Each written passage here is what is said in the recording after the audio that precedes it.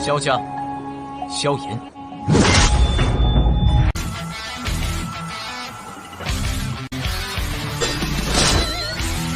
指缝中的光点燃了梦魇，站在天端俯瞰着星无边无边。 Selamat datang di channel hiburan netizen. Mari kita lanjutkan part berikutnya dari cerita novel Donghua Battle Through the Heavens. Ini hanyalah full spoiler. Tanpa banyak kata demi menghemat kuota, segera kita mulai isi ceritanya. Hutan gunung itu subur, hijau. Puncak gunung menembus awan seperti pisau, tampak megah dan spektakuler. Sebuah batu besar terulur di dinding curam di suatu tempat di dalam pegunungan. Seorang pria berjubah hitam, pria muda duduk bersila di atasnya dengan mata tertutup rapat. Sebuah kuali obat merah tua besar ditempatkan di depannya. Api hijau gelap dengan keras naik dan jatuh di dalam kuali obat. Jika seseorang melihat dengan hati-hati, orang bisa melihat bahwa ada sekelompok cairan berwarna-warni yang perlahan-lahan bergoyang di dalam api.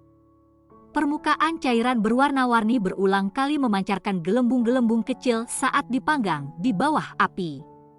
Setiap kali gelembung pecah, ukuran kelompok cairan akan menyusut sedikit. Tentu saja, penyusutan semacam ini sangat kecil. Sampai pada titik bahwa seseorang akan mengalami kesulitan menemukan bahwa cairan itu secara bertahap menyusut kecuali jika diamati dengan hati-hati. Namun, karena ini sedikit demi sedikit akumulasi berlangsung untuk jangka waktu tertentu, penyusutan itu tidak lagi dalam jumlah sangat kecil. Dengan cairan obat berwarna-warni menjadi semakin tipis, itu samar-samar mengungkapkan hal berwarna hitam yang membungkus. Dengan pandangan sekilas, sebenarnya ada cincin kuno berwarna hitam gelap di dalam cairan obat. Dibandingkan sebelumnya, cincin hitam gelap ini tidak diragukan lagi memiliki cahaya halus tambahan yang tersembunyi di dalamnya. Warna di permukaan telah menjadi lebih dalam dan lebih gelap. Ketika cahaya di permukaan cincin ini kadang-kadang berkedip, orang bisa menemukan bahwa ukuran cairan telah menyusut sedikit. Jelas, kekuatan obat murni dalam cairan obat secara bertahap diserap oleh roh yang terlelap di dalam cincin. Membangunkan semangat tidur Yao Lao adalah tugas yang sangat merepotkan dan lamban. Xiao Yan sudah siap untuk ini. Oleh karena itu, Xiao Yan tidak terlalu cemas atau gelisah bahwa cincin itu masih tidak bereaksi setelah sebulan berlalu.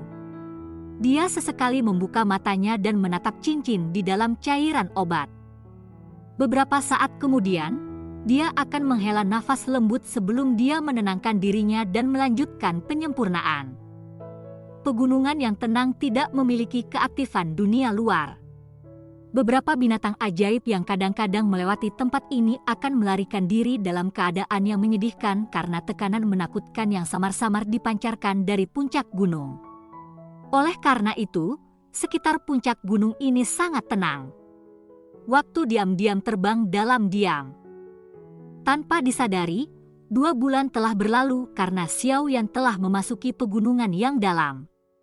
Xiao Yan telah menjaga kawah obat di sisinya untuk sebagian besar dari 2 bulan ini. Dia hanya akan sesekali pergi untuk waktu yang singkat.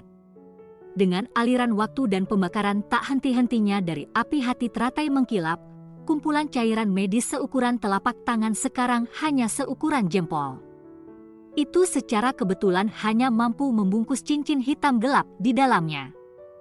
Selain itu, kilaunya adalah perbedaan antara surga dan bumi jika dibandingkan dengan sebelumnya. Jelas, sebagian besar kekuatan obat dalam cairan obat telah dipaksa ke dalam ring di bawah api yang menyala. Medusa duduk bersila di atas batu di puncak gunung.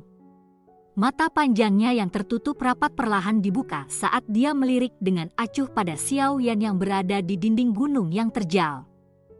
Bibirnya yang halus dan merah bergerak sedikit saat tawa dingin terdengar dengan lembut, "Sudah 2 bulan. Anda harus mencapai batas Anda. Jika Anda terus berjuang, kemungkinan orang lain akan datang dan menyelamatkan Anda. Meskipun Xiao Yan agak jauh, tawa dingin Medusa masih berhasil dengan jelas ditransmisikan ke telinga seorang pria muda berwajah agak pucat di bawah. Xiao Yan juga perlahan membuka matanya ketika dia mendengar suara mengambang di sisi telinganya. Douqi dalam tubuhnya melonjak karena ia sekali lagi bergerak seuntai api hijau gelap dan menembak keluar dari jarinya. Api akhirnya dituangkan ke dalam kuali obat. Hanya setelah melakukan semua ini, dia mengangkat kepalanya dan mengajukan pertanyaan dengan senyum ke arah puncak gunung. "Mengapa? Apakah Anda mengkhawatirkan saya?" "Saya khawatir bahwa saya tidak akan bisa mendapatkan pil pemulihan jiwa jika Anda mati." Sudut bibir Medusa meringkuk saat dia berbicara dengan dingin.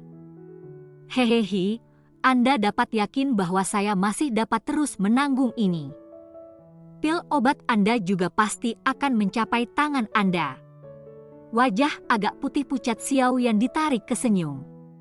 Dia berulang kali menghabiskan douqinya untuk mengaktifkan api hati teratai mengkilap dan menggunakan kekuatan spiritualnya untuk mengendalikan api dengan sempurna selama 2 bulan. Xiao Yan mungkin bisa menahan kelelahan seperti itu selama sebulan. Namun, jika waktu berlarut-larut, kelelahan akan muncul secara bertahap.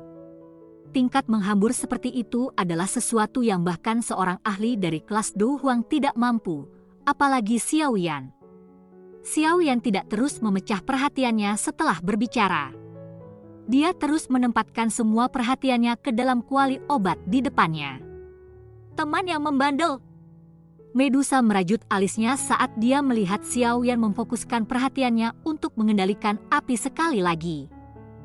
Dia segera bergumam pelan pada dirinya sendiri, "Apa hubungannya dengan saya jika dia meninggal? Saya benar-benar mengucapkan kata-kata semacam itu kepadanya?" Medusa menggeleng bingung. Ini benar-benar tidak sesuai dengan karakternya. Meskipun dia mengatakan ini dengan mulutnya, tatapannya kadang-kadang melirik ke bawah. Sikapnya muncul seolah-olah dia benar-benar khawatir bahwa Xiao Yan akan jatuh duluan di tebing karena kelelahan. Waktu berlalu. Ketika cairan obat berwarna-warni yang melilit cincin hitam gelap itu hanya lapisan tipis, tubuh Xiao Yan yang duduk kokoh di batu besar mulai sedikit gemetar. Api hijau gelap dalam kuali obat juga mulai berkedip dengan cara yang mudah menguap. Jelas, kekuatan Xiao Yan akan benar-benar habis setelah periode penyempurnaan panjang. Medusa sekali lagi merajut alisnya erat ketika dia melihat tubuh Xiao Yan yang sedikit bergoyang.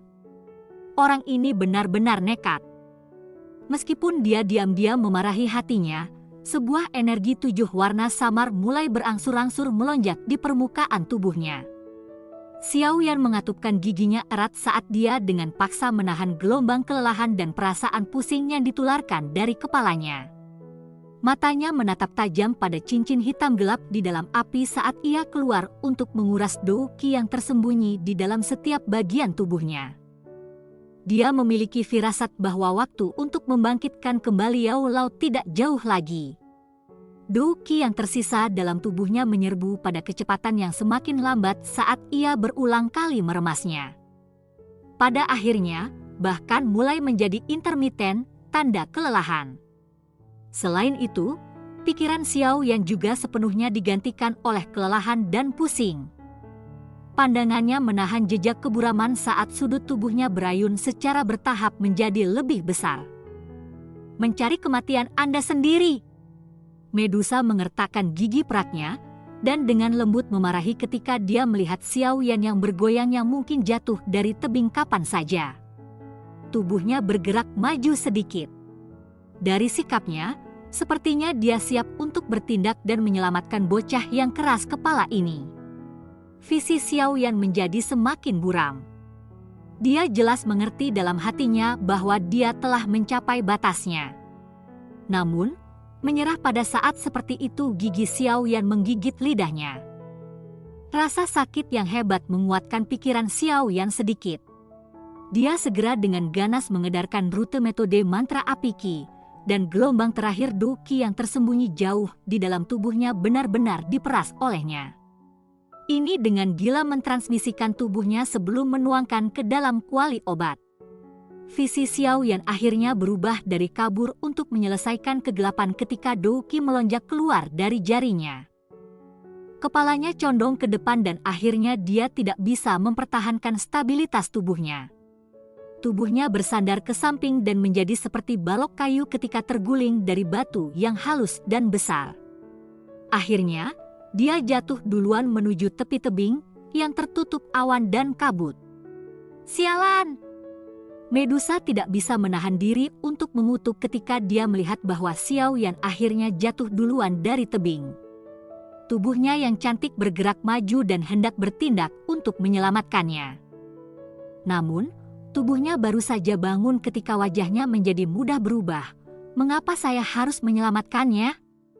Orang seperti ini layak mati. Selama waktu Medusa berjuang di dalam hatinya, kecepatan jatuh Xiao Yan menjadi lebih cepat dan lebih cepat. Dari kelihatannya, sepertinya Xiao Yan akan menjadi tumpukan daging cincang jika ada bebatuan besar yang tersembunyi di dalam kabut. Mata Medusa menatap tajam pada Xiao Yan yang telah jatuh ke dalam awan berlama-lama. Sesaat kemudian, dia akhirnya mengatupkan gigi peraknya tiba-tiba.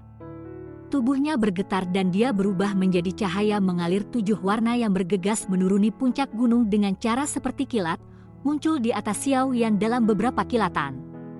Lapisan berwarna cairan obat pada permukaan cincin hitam gelap dalam kawah obat merah yang bertumpu pada batu besar akhirnya bergabung ke dalamnya seperti Medusa membuat gerakan. Cincin tiba-tiba mengguncang saya dan riak tak terlihat menyebar dengan cara seperti gelombang. Itu mengetuk dinding internal kuali obat dan memancarkan suara seperti gong yang jelas.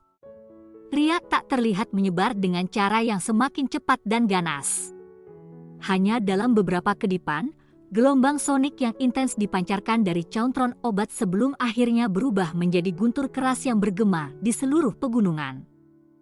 Angin liar bertiup kemanapun gelombang sonik menyebar, dan gelombang laut berwarna hijau terbentuk di atas lautan pepohonan sebelum menyapu ke arah tepi langit.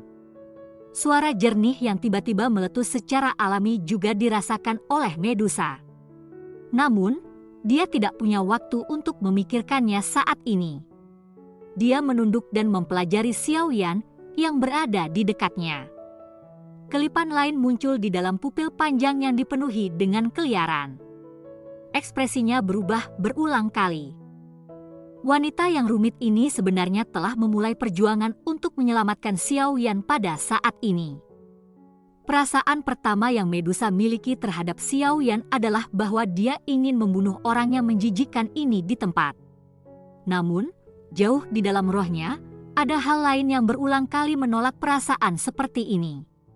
Selain itu, bahkan diam-diam mendesaknya untuk mengulurkan tangan dan menyelamatkan Xiao Yan. Perjuangan berlanjut sesaat dan cahaya di dalam mata Medusa kembali stabil. Dia mengatupkan giginya dan berkata, "Bajingan, anggap dirimu beruntung. Saya pribadi akan mengambil hidup Anda 1 tahun kemudian." Medusa mengulurkan lengan panjangnya saat suaranya terdengar. Lengan lembutnya dengan kuat meraih jubah Xiao Yan. Namun, ekspresinya tiba-tiba berubah ketika dia akan membawanya kembali ke tebing.